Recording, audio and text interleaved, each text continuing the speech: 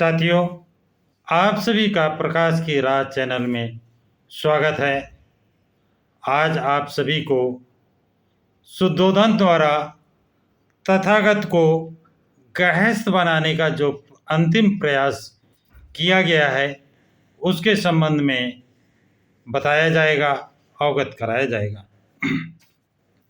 शुद्धोधन ये सोचकर जोर जोर से रोया कि उसका पुत्र चला जाएगा और अब उसे फिर न देख सकेगा।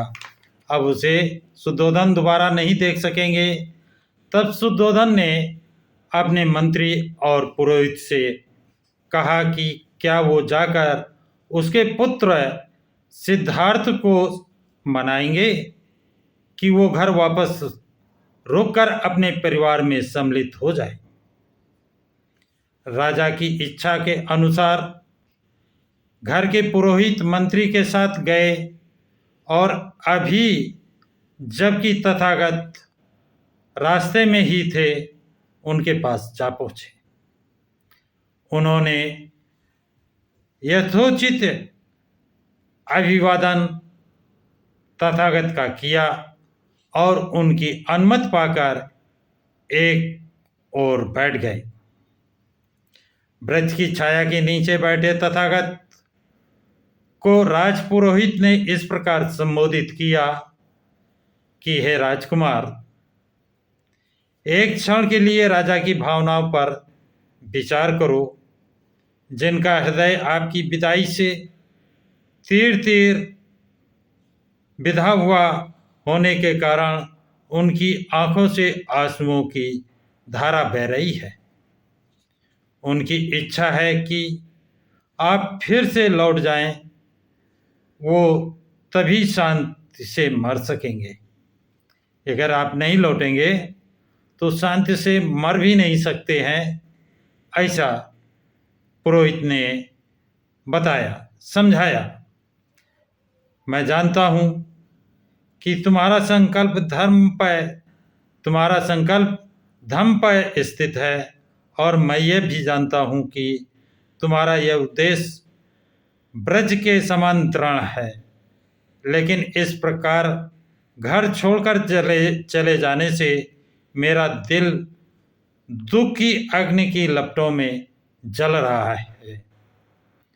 लौट आओ, क्योंकि तुम कर्तव्य से प्यार करते हो। कर्तव्य के लिए ही तुम इस उद्देश्य को छोड़ दो। कुछ समय के लिए पृथ्वी के राज्य का आनंद भोगो, बाद में शास्त्र मत के अनुसार तुम बन जा सकते हो। अपने दुखी संबंधियों की अवहेलना मत करो। सभी प्राणियों के प्रति करुणा रखना ही धम्म है।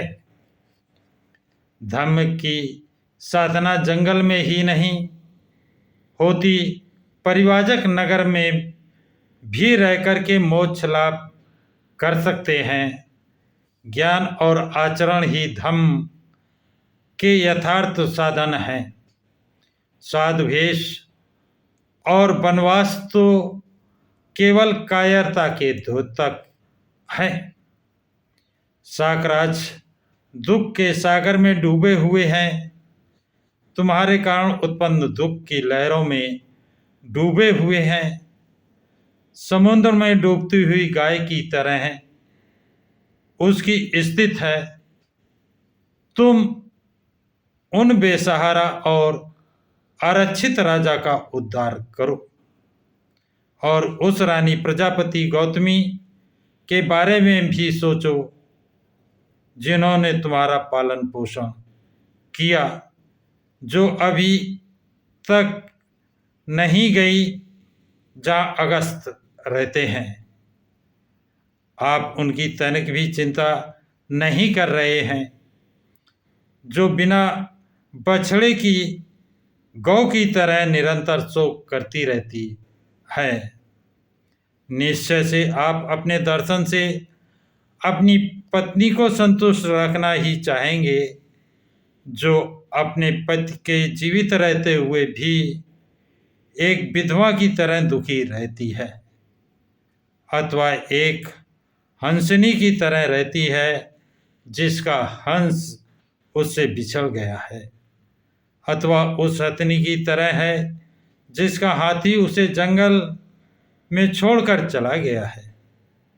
राजपुरोहित के ये वचन सुनकर तथागत ने एक क्षण सोचा, अपने सद्गुणों पर विचार किया और उसे अपना सब उत्तर दिया। तथागत ने जो उत्तर दिया उसे आप लोग सुने जाने। मेरे प्रति राजा का जो वात्सल्य भाव है उससे मैं भली भांति परिचित हूँ, विशेष रूप से वो जो उन्होंने मेरे प्रति दर्शाया है। लेकिन ये सब जानते हुए भी संसार में व्याप्त रोग और दुख से चिंतित होकर मैं अपने संबंधियों का त्याग करने के लिए विवश हूँ।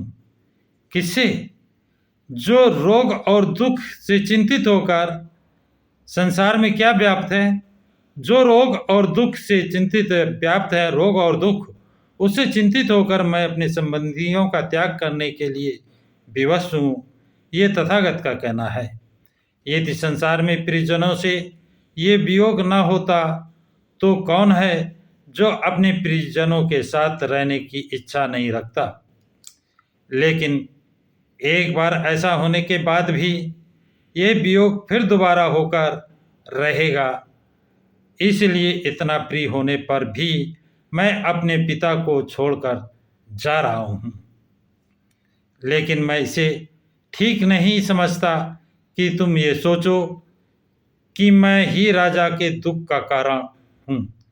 ये मंत्री और पुरोहित को समझाते हैं, बताते हैं कि तुम ये भी मत सोचो कि मैं ही दुख का कारण हूँ, जबकि अपने इस स्वप्नवत समागम में भी ये भावी वियोग की चिंता से पीड़ित हैं। विभिन्न परिणामों के नाना रूपों को देखकर इसलिए इस विषय में तुम्हारा मत निश्चित होना चाहिए।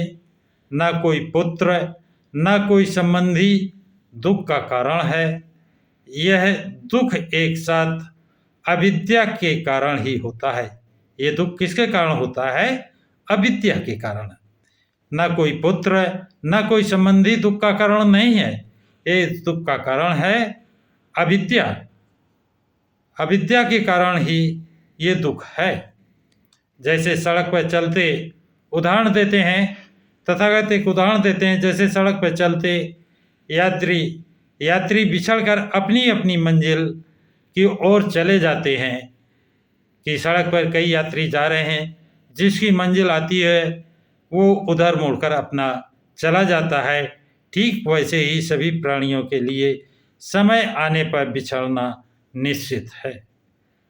तब एक बुद्धिमान आदमी किसी भी स्वजन से बिछड़ने पे क्यों दुखी हो, भले ही वो उस स्वजन से प्यार करता हो।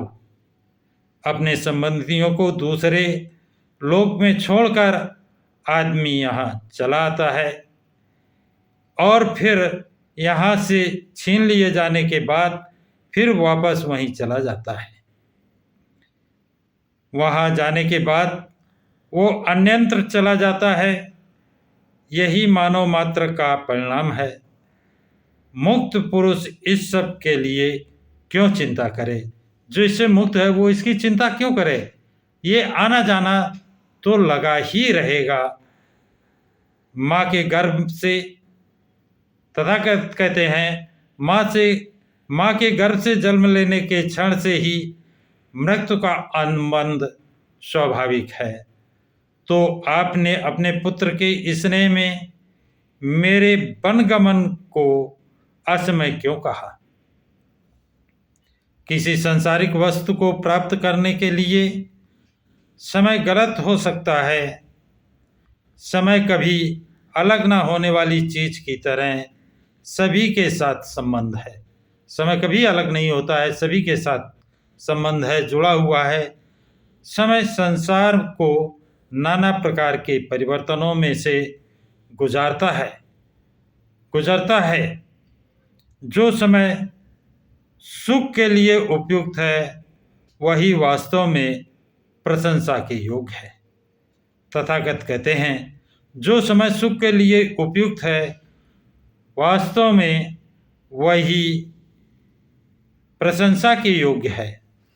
आगे कहते हैं ये श्रेष्ठ विचार है कि एक राजा मुझे राज्य देने के इच्छुक हों और यह एक पिता के उपयुक्त भी है, लेकिन मेरे लिए स्वीकार कर लेना ऐसे ही होगा जैसे कोई रोगी स्वाद के लोभ में प्रतिकूल भोजन ग्रहण कर ले। तथा कहते हैं मेरे लिए ये स्वीकार कर लेना वैसा ही होगा जैसे कोई रोगी स्वाद के लालच में प्रतिकूल भोजन ग्रहण कर ले। किसी भी बुद्धिमान के लिए राज्याधिकार कैसे उचित हो सकता है जिसमें स्वप्न लोक है, जिसमें चिंता है, मोह है और क्लांति है, और जहां दूसरे की दासता के माध्यम से सभी मानवीय अधिकारों का उल्लंघन है। ये सोने का महल मुझे ऐसा लगता है, ये कौन कह रहा है? तथागत कह रहे हैं। किससे? मंत्री और पुरोहित से। ये सोने का महल मुझे ऐसा लगता है जैसे में आग लगी है। अच्छे से अच्छे भोजन विष मिले लगते हैं। जो अच्छे से अच्छा भोजन है वो भी मुझे ऐसा लगता है कि इसमें विष मिला है, जहर मिला है। और कमल के फूलों को शांत सैया पर लगता है मगरमच्छ लौट रहे हैं। ये तथागत ने उत्तर दिया मंत्री को और उनके पुरोहित को। साथियों, ये जानकारी आपको कैसी लगी इसे कमेंट्स बॉक्स में ज़रूर लिखें, और अच्छी लगे तो लाइक शेयर सब्सक्राइब ज़रूर करें। सभी साथियों को जय भीम, नमो बुद्धाय, जय संविधान।